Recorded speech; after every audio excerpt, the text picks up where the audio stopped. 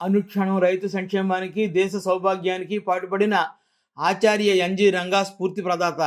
దేశంలో రైతుల కోసం పోరాడిన వారిలో అగ్రగణ్యుడు. గ్రామ సభలు పెట్టి ప్రజల్లో చైతన్యం తీసుకువచ్చారు. రైతు గౌరవం దేశ గౌరవం, రైతు అభివృద్ధి దేశ అభివృద్ధిని నిలదించారు.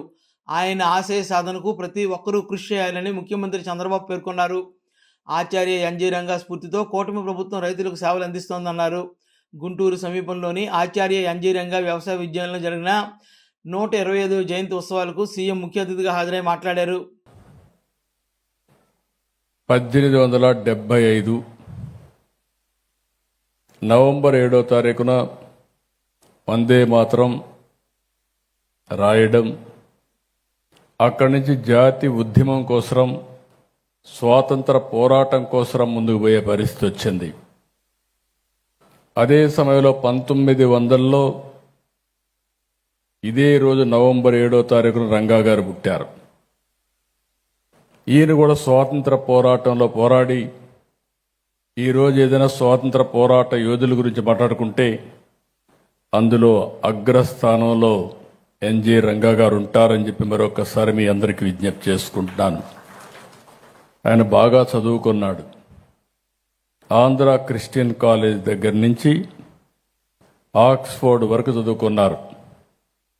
ఆర్థిక శాస్త్రంలో పట్టా తీసుకుని ఆర్థిక శాస్త్ర ప్రొఫెసర్గా ఆయన రాణించారు.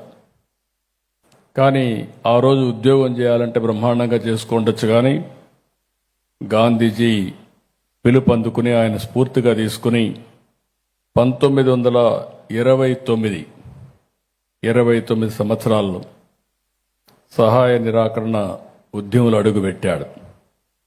1930లో సెంట్రల్ అసెంబ్లీలో ప్రవేశించి దేశం గురించి బలమైన వాదనలు వినిపించారు.